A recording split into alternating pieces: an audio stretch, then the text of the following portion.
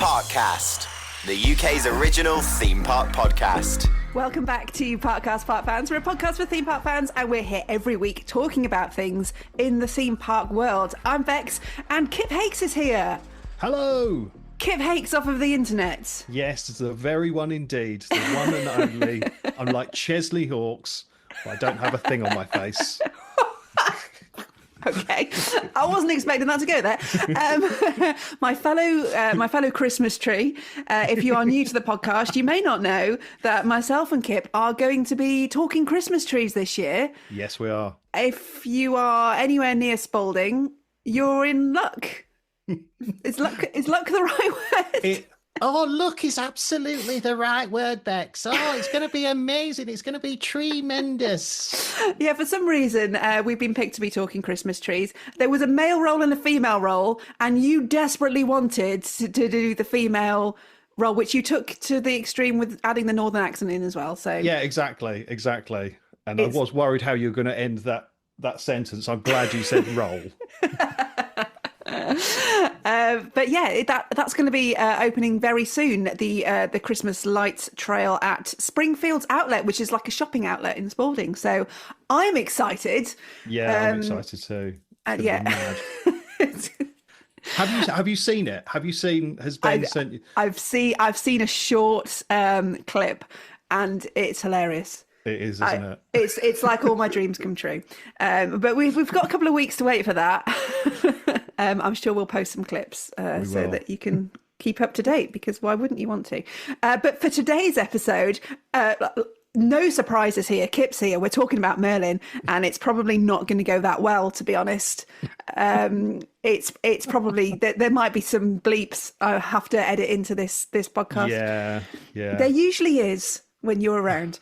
But we have to do this episode. Now, this came out a couple of weeks ago, and I've been wanting to talk about it since. Fiona Eastwood, who is the current Merlin CEO, did an interview with the BBC, and she said that Merlin's biggest competition is screens. It's people staying at home and watching screens, which I think as a group of enthusiasts, we probably took a collective sharp intake of breath when we heard that. We're like, what? Sorry, what? There's a lot of things that I would have thought she'd come out and say were her biggest competition. Yeah. Screens weren't top of my list. No, and not on mine either. You know, it's one of those things where you could sit for a day and think of so many different things, and screens would never pop up. I mean, obviously, she's got like a million monkeys typing on typewriters excuses for why they're failing so miserably, and the monkey just types screens, and they're like, yeah, that'll do. That'll do. Sounds-ish, plausible, maybe, yeah. Well, this is the weird thing. So we're in 2025 now. I've worked in the radio industry for a long time, and there was a song out in the 70s about video killing radio, basically, and how no one was going to listen to the radio anymore because everyone was going to watch TV. Now, obviously, that didn't come true, and radio is still very much alive and kicking. And I just find it quite a bizarre thing in 2025 to say a themed attraction, what should be a world-leading group of themed attractions, thinks they can't compete with little screens in our homes. Yeah, it's absolutely ridiculous. And I'm trying to make sure you don't have to edit this and put in bleeps and stuff like that. But when I heard that, I just thought it was the most insane thing I've ever heard. And I think therein lies the problem. They're not willing to look at themselves and see what's actually going on. And that is their biggest issue. It's like everything else is the problem, but they are the problem. And if they could see that and fix that, they wouldn't have this issue. Absolutely. And look, I know we're all glued to our screens. Like, I spend far too much time on my phone. I'm sure you do as well. We are whores of the internet. Terminally online. Yeah, exactly. But it's a completely different thing to going for a day out, right? I don't wake up in the morning and think, do I sit and doom scroll TikTok or do I go to Alton Towers today? It's not a comparison. No, exactly. It's really not. And I think that is the most infuriating thing about it.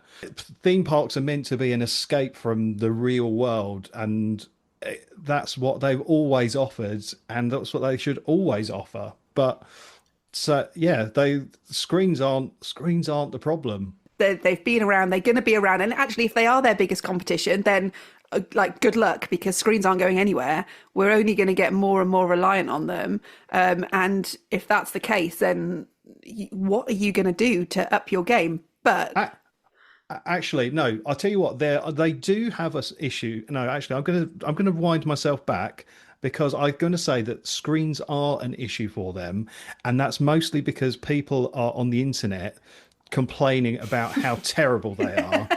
And then other people are seeing it and then obviously going, well, it looks like it's terrible at Chessington this year. I'm not going to Chessington. Oh, my goodness.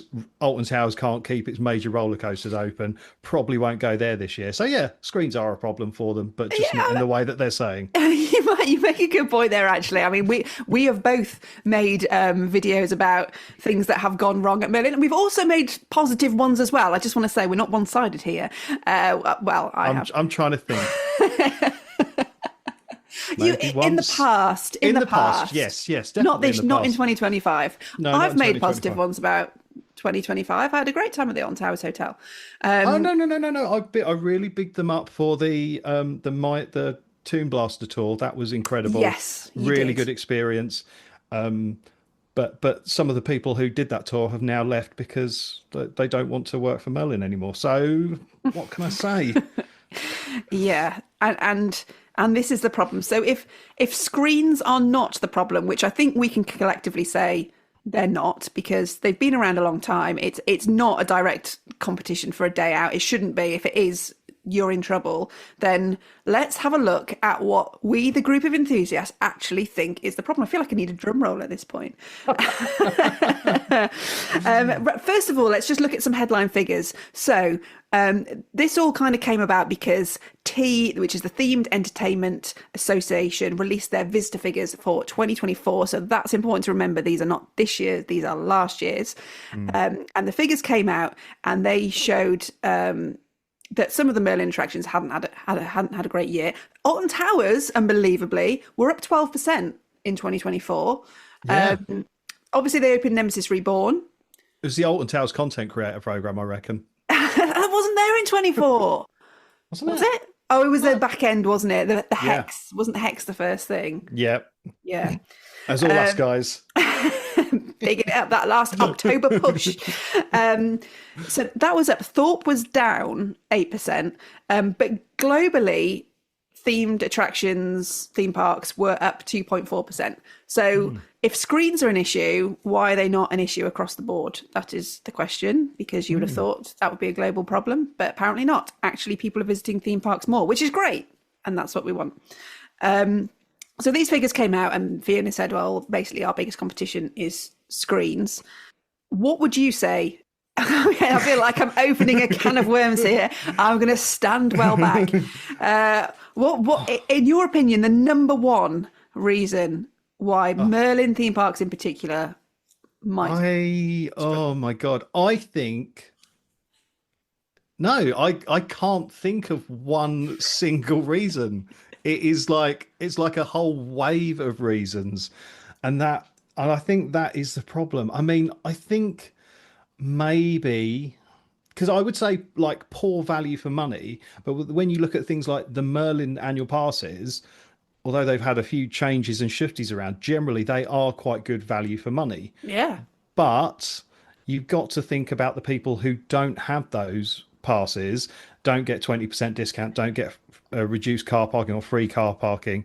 And then that is a big problem. The more casual visitor who has to pay a lot more for tickets and a lot more for everything else, I think that is probably the biggest problem, especially to non-enthusiasts, actually, because most enthusiasts will have a pass of some description, except you, weirdly. But... Yeah. I don't know. I just like to pay through the nose. I mean, what can I say? I was about to say I like being bent over, but that is no. Well, that's a very different podcast. Moving swiftly on. Yeah, no, no, there's a reason I didn't have a pass is because I didn't think I was going to be here for as much of the year as I actually was. Yeah, yeah, Had I known, I probably would have. I definitely spent more at Merlin this year than I would have done had I bought a pass. yeah, So yeah. No, I think yeah, I think so. But I think that is I think from a sort of general public point of view, it is a issue with value for money. And judging from the enthusiasts who got in touch with me and sort of people who go regularly, it does seem to be ride reliability is a big issue, which all the Merlin parks have had issues with this year. So yeah, I think it's different. It's different issues for different kinds of people. I think the value for money one is a big one, and we touched on it. People seeing reviews online, it will impact you if you're thinking I might go to a theme park and you see a load of videos of people who've had terrible days. You are going to think, do I want to drop the best part of 200 quid on that day out? And there will be a proportion of people who go, nah, actually I've changed my mind. There will be a proportion of people who still go and they do go and drop the £200. And then that's going to go one of two ways for them. They're either going to go and they're going to have a good day and then they'll go, that was fine, it was worth it. Unfortunately, I think the more likely scenario over the last couple of years is they go and drop the £200 and they don't have a great day. Yeah, yeah, absolutely. And I think also because we are a bit more connected as a society now, and people don't necessarily Google things and they will just search for stuff on TikTok. It's very easy to find videos on TikTok of people having a terrible time in UK theme parks. So and that's only going to get worse as sort of the generation who started doing that grows up. They will find their information and details on things not necessarily by going to TripAdvisor, just by seeing videos of people standing in long queues or being evacuated from a queue line because the ride's broken down and things like that. And it's you get a very visual feeling of, well, that's what my day out is going to be like, and it doesn't do them any favors. So again, maybe screens are their enemies, but just not for the reasons they're saying. Yeah, and it suddenly becomes like it doesn't look fun. I No. think, a theme park, a day at a theme park, we only ever want to go and have fun. Whether you're an enthusiast or not, no one's going to a theme park because they want to have a miserable time. You're going, like you say, for that escapism. And if you think your day is just going to be a load of queues and a load of people extracting money from you, it suddenly doesn't sound fun anymore. So maybe you do make that decision not to go. But I like to keep the faith that people still go and give them a try. And I think for me, their biggest problem is getting them to be repeat guests, because I just think too many people have gone and thought that wasn't worth it. I'm not doing that again. And that Yeah. makes me really sad, because we're people who love theme parks and we will go over and over and over again. And we know you get good days and bad days. And when you go a lot, you see both. But if you've only seen the bad day, that is your lasting impression of that place. And Yeah. you could say, well, it's impossible for it to be perfect all the time. And it is impossible for it to be perfect. Yeah. But then you look at a park like Europa Park and you go, why doesn't that park have bad days, really? Like Yeah. you don't see people online complaining about massive queues and complaining about ride breakdowns and feeling ripped off, even though the tickets are a lot more expensive to go there. Yeah, exactly. And I think that's the part of the issue. If you're wanting to charge a premium for something, you've got to give people a premium experience. And it also goes back like to the dreadful Aramark food that they're selling everywhere. Like it just the prices for it are so high, and I think so many people wouldn't care about that because they'd be like, well, I'm having a day out, this is going to be a fun day for the family. And then you're just handed whatever that is that they serve, and you just think, well, no, I'm not paying that. And then that kind of diminishes the fun, because I've always had this kind of little rule in my head. And like when I grew up, when we went to theme parks, we could only just afford to go, and we would go and we'd always take a packed lunch and a cooler box full of things, and we'd have to sort of find somewhere to sit that wasn't in a restaurant that wouldn't let you sit in there and eat your packed lunch. And it always made me feel just like a little bit bleak sometimes. And I kind of had this thing in my head like, well, when I'm older, I want to make sure if I'm going to a theme park, I can afford to not take a packed lunch with me and sit there feeling like this. And I want to offer that to my children as well. But it's getting to the point where it is just utterly ridiculous, like the amount the food costs. And again, if you're not a pass holder, you're not getting that 20% discount. And so it really does feel like you're spending a lot of money for subpar stuff. So you're like, well, why should I have to do this? Why should I have to prepare a lunch when I've got to get up early to drive to a theme park?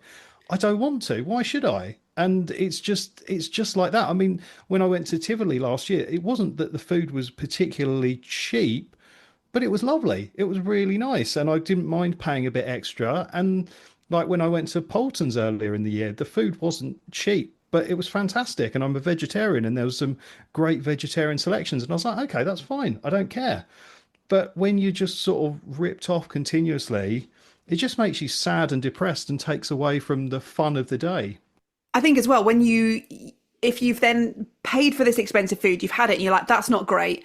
Again, it's just adding to your feeling of this day isn't going well. And you probably even view it as worse than it is because you're already not having a great time. So then when you get handed some flaccid burger that you've paid £22 for, which is one of the current prices for a burger meal at Alton Towers, it's just going to add to you going, no, this isn't for me anymore. And I think that's really sad. And we've touched on some European parks. I touched on Europa Park being a good day out. And again, the food they have there is nothing special or mind-blowing, but they do have higher end restaurants if you want to go and have a sit down. Or there's a fantastic place where we went where you could get like curries and different types of curries and like proper like street food style Indian food, which you just don't see here. And I don't know why we're so narrow-minded. I don't know why Merlin is so narrow-minded. And if you haven't listened to last week's podcast, I was chatting to Craig Seedhouse from Gulliver's, who used to run the food and beverage at Alton Towers. And his thing was he wanted to see more themed food, and they haven't cottoned onto that. He was there before the Aramark time, but Yeah. he really wanted to make it value for money and bring in themed options, and he did the roller coaster restaurant and stuff like that. But we're now just at this point where it's just basic and expensive, and you're already not having a good time. Another guest who we've previously spoken to, of course, is Francis Jackson, the ex operations manager and general manager of Alton Towers. And he went to some detail explaining to us why we see ride breakdowns and maintenance issues, which makes perfect sense. If you haven't listened to it, the only thing I can say is go back and listen to it, because he explains it far better than we ever will. But what he was basically saying was it comes down to spending money. And if you don't spend the money on the maintenance and the maintenance staff and the programs and the I can't remember the term he used, basically critical spares, I think was his term. If you don't have them, you are going to have these issues of breakdowns and long-term downtime. And that's another thing that we see at Merlin Parks. Yeah, absolutely. And it just doesn't ever seem to get any better. I mean, like Rita at Alton Towers, that was closed for so much of the season. You know, it had a few sort of pockets of days where it picked up. And even like the Sky Ride as well, after boasting about the millions they've spent on that, it still was so unreliable. And and it's not, I'm not just pointing the finger at Towers. Thorpe have had issues as well with Stealth. They've had issues with their flat rides this year, just not being available. You really need those flat rides at Thorpe to soak up the queues. And like, what's going on at Chessington? What is going on with the Vampire? Yeah. I mean, I did make a little short about this, but there isn't anything wrong with the Vampire. There's a lot of things wrong with the Vampire. And the sort of the headline one that seems to be like getting a lot of attention is it's sinking. Now, I don't think it's sinking, but I've been told like the chain on Lift Hill 2 is broken, the brakes need replacing as you come into the station, there's oil leaks in the station, and there's an issue with some of the supports apparently. How have we got to this point where a few months ago on this very podcast, we were chatting to John Wardley, celebrating the Vampire and all its history and how it's still standing and how it's such a fantastic ride still. And literally months later, there's potentially all of these things wrong with it. It boggles my mind. Yeah, and I think that's the frustrating thing, and also it does sort of create a bit of a confusing sort of situation for everyone because they spent so much time and effort bigging it up for its big anniversary, and then like the last month or so of like the season, it's just stopped because it seems that they haven't been having this critical spares ready to go just in case. But I mean, obviously, if there are support issues, which again, we'll hasten to add, are only rumours at this time. But you know, you can't obviously account for that, for example. But you know, lift hill chain and brakes and things, I don't know. Maybe they wouldn't ever have a lift hill chain sitting there. But you'd think they might have some brakes knocking around, maybe. I don't know.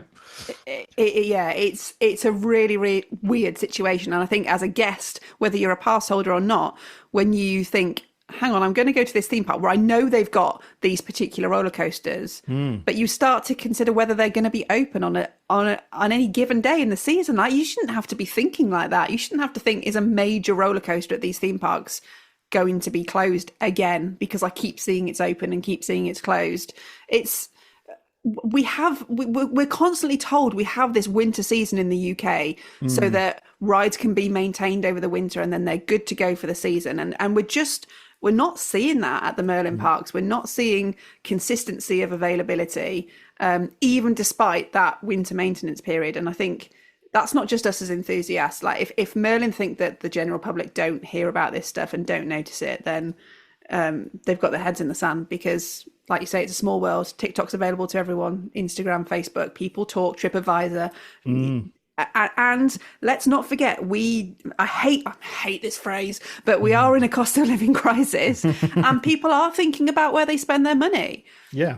And it's not, am I going to spend it on this theme park or am I going to watch my screen? It's, am I going to spend it on this theme park or am I going to spend it somewhere else? Because I do have money to spend, but I don't necessarily want to set light to it and throw it on a bonfire. Yeah, no, exactly. And I think also because of things like TikTok and watching theme park content creators, you get a sense now of how relatively easy it is to go to a European park. Because obviously when I was younger, the idea of going to a theme park in Europe just seemed like a real flight of fancy. And, you know, oh my goodness, why would you do that? We've got such wonderful places here. But now you're looking at it going, actually, it's not actually going to cost me all that bit more, and I'm going to get a bit more of a holiday out of it than traipsing down to Stoke. You know, it's just like you make it sound so appealing. I mean, I think technically it's the Staffordshire Moorlands, but in the general Stokey direction, it's all up there somewhere for me. No, but yeah, again, it's fair. I mean, I've spent a lot of time at European parks this year, more so than UK parks, and that's because I've really enjoyed it. I have not had one bad experience at a European park this year. Now, maybe I've been incredibly lucky. But I've been to Efteling, Toverland, Plopsaland twice, Europa Park, and at none of those parks did I have a bad experience on any of the days. Yeah.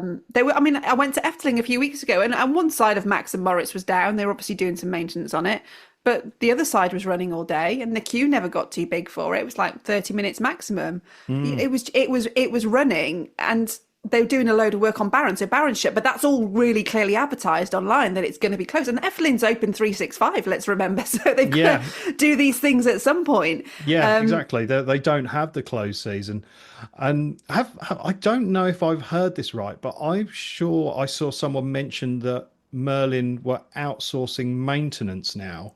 Have you heard that? Yes, I did see someone talking about that, and I think it was actually an ex-engineer or an engineer saying that that might make things better, which I'm not sure at what point outsourcing in Merlin parks has actually made anything better so far. But I'm not going to pass judgment until I see for myself, because I don't know anything about engineering, and maybe it does work a lot better if you get an external team. But I don't know. I would have thought having that knowledge and skill in-house is a lot better.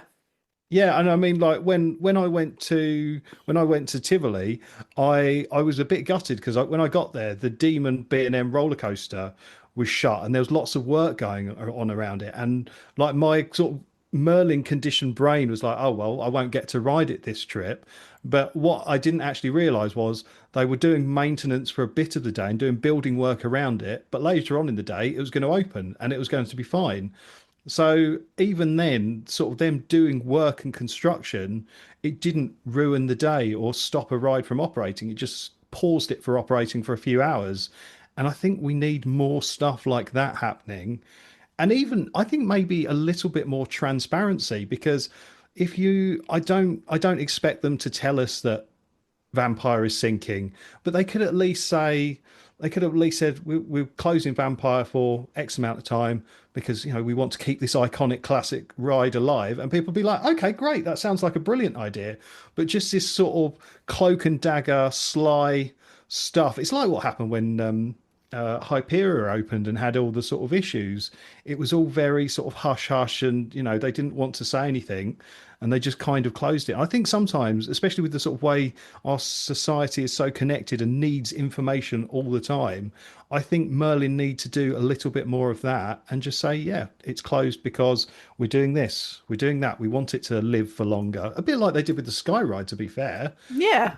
They did the right thing there, and Hex as well eventually, but they didn't do it straight away. They just kind of sat on it for a bit, let everyone lose their minds, and then went, oh, actually, this is what we're happening. So yeah. Yeah, I don't know why they're not more upfront about it. I think they think, oh, this is going to be really negative, but you can always turn a negative into a positive if you frame it in the right way. Yeah. And what's more negative is people going to Chessington expecting to ride the Vampire and finding it closed, because guess what? Enthusiasts aren't going online necessarily and checking for ride closures in some small print of a section of the website. They're just not doing that. No. So the only time they heard about it is if someone's made a video about it, and it's very like front and center. It does seem a strategy they've taken to kind of be quite close about this stuff at the moment, and I guess they've got their reasons, but I don't understand them. You mentioned Hyperia, and it's interesting that Thorpe was one of the parks that was down last year, 8% down on 2023 in the year that Hyperia opened. Yeah, well, I think that was largely because of the vast amount of issues they had getting it and keeping it open. And I think you could see in people's comments like they'd specifically gone to Thorpe Park to ride Hyperia, and it wasn't open. And several people I know went like multiple times and just always seemed to hit those days where it wasn't operating. And so you can't just carry on going, oh well, I hope it's going to be open this time and then it not be. So people will give up, and people will hear about that as well. They'll see people saying, we traveled all the way down the country to go on the tallest and fastest ride in the UK, but it wasn't open. And again, it doesn't actually help people's confidence in the rides either. You get then other people jumping in going, oh, it's another Smiler waiting to happen. It's like, it's not. But I can understand why you feel like that, because it doesn't look good. The optics are terrible. One of the things that Fiona mentioned in her interview was how Halloween is a massive thing for them. It's really driving a load of revenue for them, which you see at Thorpe. And actually, I know this is this year and we're talking about figures for last year, but the scare events at definitely Towers and Thorpe have been mentally successful this year. Yeah. They've been so, I mean, I say successful in terms of number of people. Yes. I don't guest experience. I don't know. I haven't. Difficult to judge, because some people go and have a fantastic time. Some people are just like, what? It's just way too busy to be enjoyable. Yeah. But they are drawing the crowds in for them. Yeah. No, absolutely. I mean, I saw sort of Thorpe Park's like queue times like absolutely insane. Like 3 hour queue for Hyperia. Just that's mad. And I mean, it kind of makes me think, well, I'd never ever queue 3 hours. I see that as well. I'll get a fast track. Go listen to that episode. But again, with that also there is such a variable experience, because I've seen people saying that like the mazes are the best they've ever been. They've had the best run-throughs ever at like both Alton Towers and Thorpe Park. But then also I've seen people really sorely disappointed that they've had a really bad run through the maze, and you that does seem to be a problem year on year on year. You know, they amp it up for like especially at Thorpe Park, everyone's invited down and they can go through the mazes and it looks incredible and the actors are banging. But like you go a week later and lots of staff have left and people are on breaks and things, it's just not the same experience. And you're sort of again doing people out of their hard-earned cash with a subpar experience. Yeah. And on top of that, the what become the filler attractions, the roller coasters and the rides, have got incredibly long queues. Like you say, the queues that you or I wouldn't wait in for them. No. So it's not like, okay, that wasn't great, but we got some great rides in as well. If you're basically just in queues, Yeah. it ends up not being great. But having said that, it doesn't seem to be dampening people's appetite for it. And one of the big controversial things that Alton Towers did this year was sort of get rid of a lot of their events in Oktoberfest and bring Scarefest forward into September. And I think that's probably paid off for them. We won't know till next year with their figures. But having seen the crowds this year, I think the appetite for the public in the UK for Halloween events is just off the scale. Yeah, and I think they need to make sure they keep their eye on the ball with it, because there are just so many Halloween events you can go to now. And yes, most of them, or pretty much all of them, you won't be able to go and do a scare maze and go on a world-class roller coaster afterwards. But people, if people are going there and getting a bit of a scare, but having to wait 3 hours to go on said world-class roller coaster, they'll probably go, okay, well, I'll go to the place that's a bit closer to me. It's only 20 quid a ticket and it looks like it's fun. And also people like to support small businesses as well that aren't the big conglomerate. So yeah, I think Alton have done very well this year. I think with the Halloween stuff, I think having the sort of entertainment all crammed into the courtyard, that gave me the heebie-jeebies. I'm really glad it I wasn't great. there. Yeah. No, and it just kind of, I mean, it looked busy because there's just lots of people crammed into a small space. And yeah, I don't know. But it just goes to show that people do have an appetite for being entertained in theme parks. Yeah. And we need that back, please. Thank you very much. Yeah. I did put out on Instagram to find out what you, the listeners of podcast, thought was Merlin's problems, competition. Martin said, for me, the European counterparts, I'm not going to a Merlin park with my family, having visited Plopsaland, Toverland, Efteling. It's such a downgrade. And I totally can see that. And if you haven't been to a European park and you're maybe still, you think Merlin is the balls, I would highly urge you to go and visit a European park and just see the difference, because it's very hard to explain how different it makes you feel when you're at a park that is operating as it should.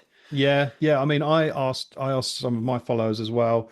Sean mentioned the unpredictable ride availability, and Mafanwi said that she doesn't feel it offers good value for money. The queues are always massive and the ride availability is poor. And again, there's something you don't get at the European parks, like you said. Not so. I mean, European parks get busy. Don't get me wrong, but not to the extremes that you see at Thorpe and Towers. They just don't get 2.5 hour queues. It's just not a thing. No. JS said an M&S meal deal is their biggest competition because of our remark, and I can fully get on board with that. Exactly. Because, like you say, you can get a very nice M&S meal deal for a fraction of the cost of a Burger Kitchen meal deal. Abomination. It's not, sorry, meal deal, yeah. But the basic theme is, like you said at the very start, it's just not seen as value for money, and that is quite a mountain that they have to climb to get us to shift opinions on that. And I talk about us as enthusiasts, but this isn't just about us, and this is not a bunch of enthusiasts going, well, it's not good enough for us, so we're going to whinge about it. The public will be feeling the same way. Like, if you go to a Merlin park and you have a great day, I want to say, lucky. I feel like it's not the norm anymore. It's the exception rather than the rule. And that's not good. And I really, really hope. I say I hope they turn it around, but I don't see how they're suddenly going to wake up next year and go, okay, let's just throw a load of money at these parks.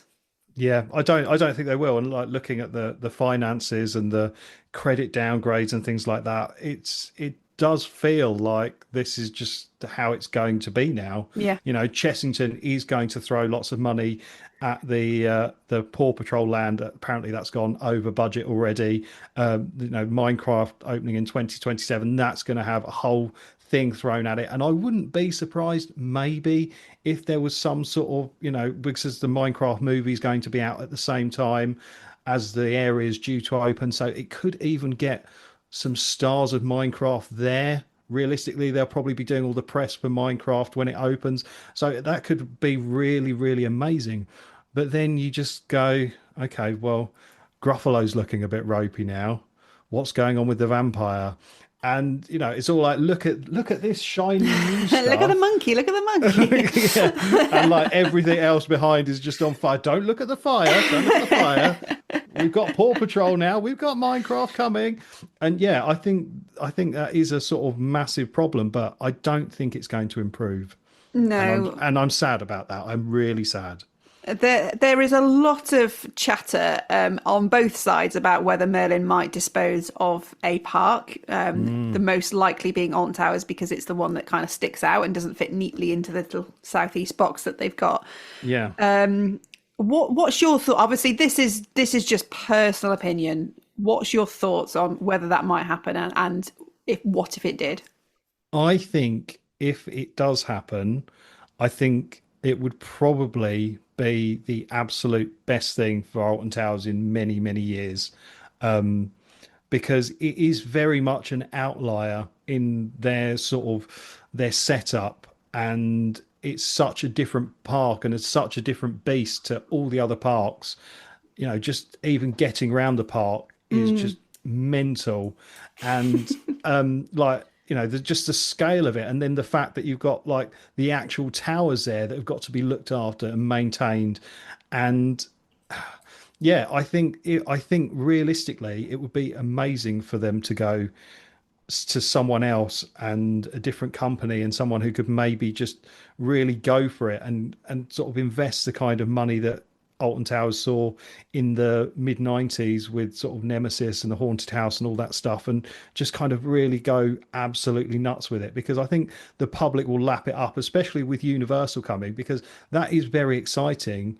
But Alton Towers has got that factor of nostalgia, and people have grown up with it and want to go there and have such fond memories, and people do still want to go there. But with it, that they have that over Universal, because a lot of people in the UK won't have experienced a Universal Park. I haven't experienced a Universal Park, so you know their sort of frame of reference is just Alton Towers and the good times they've had there. So yeah, it would be amazing if they did offload Alton Towers to someone who could really look after it.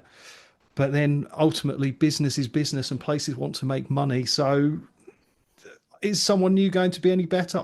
I'd love it to be, but I don't know if it will be the case. It's so hard, isn't it? Like you say, we've talked about these European parks which are doing things seemingly differently and making money and being successful at it. And you're just like, why can't we just have a bit of that here? Or from what I've heard, Alton Towers is still making money. So maybe they also just think, well, like, fine, you enthusiasts have a whinge about it and don't like it, but ultimately we're still turning a profit. So why do we need to be any better? And that's a sad thing for us to hear for a park that we love. But from a business point of view, I guess it makes sense. I mean, I think it's quite a short-term strategy. At some point, that is going to stop working. At some point, people are going to go, yeah, no more. It's gone too far. Yeah, definitely. What one thing would you say to Merlin for 2026, if you could just concentrate on this one thing, just get this one thing right? I'd say Aramark out. Yeah, I'd go like full football fan and like, you know, ex-name manager out. I would just say Aramark out, and I think that would be a popular thing for both theme park enthusiasts and also the general public. If you can get someone in there who can, doesn't matter if they have like the food the same price. If they just up that quality a few steps, it'd be absolutely fine. And I think that's it. They need to get Aramark out now. And I was only given one thing, so I can't say get you entertainment can back. you can say another. I'll let you. Yeah. Get the in-house entertainment back. And but yeah, I think realistically, from a sort of an immediate uplift in guest experience, sort out the food.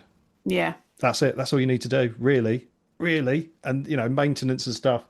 Yes, obviously, but that is a sort of big. Everyone has to eat when they're at the theme park. Not everyone will go on all the big rides. Not everyone will go on the small rides, but pretty much everyone will need to fill their face at some point. Yeah. And you've got to give them the best possible experience at Yeah. a reasonable cost. Yeah, I agree. I think it would make a huge difference. I would like to see consistency of operations. I would just love to go and just know that stuff is going to be working. And I know I'm asking for I keep saying I'm asking for the impossible, but other places manage it. Yeah. It feels like a huge ask for a Merlin park. I don't know why. I've conditioned myself Yeah, to go. no, that's it. We're going to get all the roller coasters running at the same time. Don't be silly. Have an outrageous suggestion. But yeah, I would love to just know that I'm going for a day and that stuff's going to work. Because I'm going to Europa Park in a few weeks' time, and I'm not concerned. I have no concerns going to that park. I went to Alton Towers for Scarefest. I was like, oh, what's going to be down though, and what's going to that's the mindset I'm going in with. Yeah, exactly. And also, I imagine sort of people who are planning a trip to a Merlin park will be looking at the queue time apps before they go and going, oh, it's quite busy at the moment. Oh, that ride's been down for several days. I mean, you can't do that with Alton Towers because whatever reason they've got in their stupid tiny minds. But yeah, people do that. But you don't get that in the European parks. You just go, oh, well, I'm going. It's going to be great. Stuff will be open. That's fine. You don't have to second guess yourself or start stressing yourself out. It's like when you're going on holiday and you keep checking the weather app to make sure it's going to be sunny. But instead you're like, oh God, what rides are going to be shut this time? It's unnecessary stress. You haven't been to Alton Towers for the whole of 2025. No. You made a commitment at the start of the season that you were so annoyed by some of the decisions that they'd made that you weren't going to go. Yeah. What about 2026? It's not looking good. It's not looking good, Bex. It's really not. It's one of those things that actually, as pathetic as it sounds, it when I wake up in the morning, I do ponder on it so many times, thinking, I wish I was going to Alton Towers today. And my little strange autistic brain won't let me go. And I don't think it's. I mean, I kind of do want to go, but equally there's nothing's coming in 2026 apart from Bluey. Yeah, but I always feel a bit weird being an adult in CBeebies land. Why does that make you feel weird? Listen, there's going to be a whole raft of childless enthusiasts on that opening day, filling up that queue line. It just gives me the egg back. I hate it. It really does. I don't like it. I really don't. And also, I've got my youngest child is 13. He's not going to want to go on Bluey. So, I don't even have a sort of legitimate reason to be in there. That is probably one of my biggest theme park icks. Adults on kids on kids rides without kids. But I mean, I get it, a cred's a cred, etc. But yeah. Well, if it's any consolation, I have a 4-year-old who's very into Bluey. She's told me she's going on her own. She doesn't want me to sit next to her. I was like, oh, fine. So my excuse is also gone. So we'll see what the height limit is. I might have to break it to her that she can't actually ride it on her own. Well, okay, so maybe not for next year, but you did go to Thorpe this year. And you did go to Chessington. I did go to Thorpe. I did go to Chessington. I'm going to Polton's for the opening of the new land, which I'm excited about. Actually, we haven't even chucked in that Polton's is a very viable alternative to the Merlin parks. Well, and this is the thing, we're talking about screens being competition. Why is it not a problem at Polton's? Why are people still going? And this is a part that's grown through word of mouth of people going, actually we had a really good time there. Yeah. I mean, several people who I know have been to Polton's have said their Halloween stuff it just blows away. Place like Alton Towers for like the theming and the decor and just the general experience. You can go on late night rides and you don't have to queue for hours. Now, lots of people do say to me when I sort of big up Alton's, going, "Oh, well, it's more expensive because they don't do the 2-for-1 offers and things like that." But again, it's going back to value for money for your day. They don't do those kind of promotions because they're a small company at the end of the day. But you go there, you don't need a fast track to have a good time. You can join the queues will move quickly, the rides will be open. Great day, great food. Don't pay for parking. Yeah, don't pay for parking, and no further notes. That's it. That is the Poulton's experience. Yeah. And I will always say I'd rather pay more for a better experience than like try and cheap out on it and actually just have a terrible time. Like Europa Park tickets are £50-60 a day. Worth it all day long. Obviously huge park, so many more attractions than you'll get at any park in the UK. But it's worth it, and people will pay it. You know, make it good, and the people will come. And I just think that that's the little bit that's missing at the Merlin parks for me at the moment. The experience, and not that I want to feel the wrath of the Chessington fans who I know listen, but like Chessington this year, they're going to be so mad about this episode. Chessington this year has been a sorry place, and that's a part that I haven't been to this year, and I said I'm not going this year, and I haven't been, but I've seen enough video footage to know that I have not missed a lot. And the vampire situation is just the cherry on top. And the tigers going from Tiger Rock. Like, what? Oh. But it's okay, because it's got to get worse to get better. That's what I keep being told. Really? This is how bad it has to get so that we can have a semi-decent experience. I'm sorry. That's the sort of advice you give to someone who's having a mental crisis, isn't it? You've got to be in the gutter to look up at the stars. And that's not how you like talk a Pitbull quote. Yeah, picture that with a Kodak. And like... but you're not meant to use that with theme parks. You're not meant to sort of go, well, it'll be all right next year. Well, great. Okay, cool. Well, I'll just avoid this year. Yeah, I don't know. It's really hard. And like you said earlier, I don't want people to ever think that we hate these places and that we're just moaning for the sake of moaning, because we're really not. I would love to just be on here saying what a wonderful time I've had at Alton Towers and how great my trip to Chessington was and how amazing things are at Thorpe Park. But I can't. Not at the moment. Not at the moment. And I hope one day, one sunny day, maybe in the future, we can do all of that. But for now, we just deal with the slop that we're given, and we're grateful for it.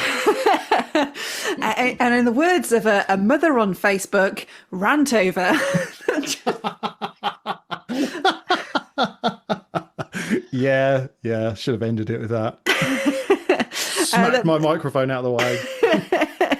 End of. #fact.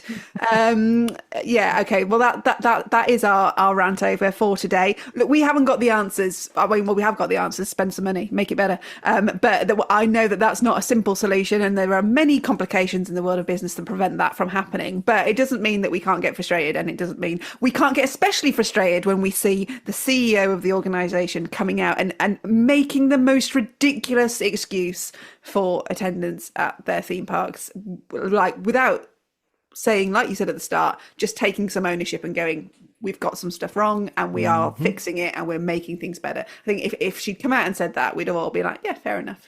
Yeah, fair enough. But yeah, blaming video is not the one. Let us know if you've got any further thoughts on this. As always, DMs are always open. Both our DMs, and you can comment on YouTube if you're listening to it there, or Spotify, wherever you are. You can leave a little comment, it's fine. If you haven't already, subscribe. We have got lots more episodes still to come. The theme park season may be ending, but we are not. We are carrying on right up until Christmas. So just make sure you hit that subscribe button and you won't miss your regular piece of theme park chat. For now, though, we've been Parkcast. Parkcast, the UK's original theme park podcast.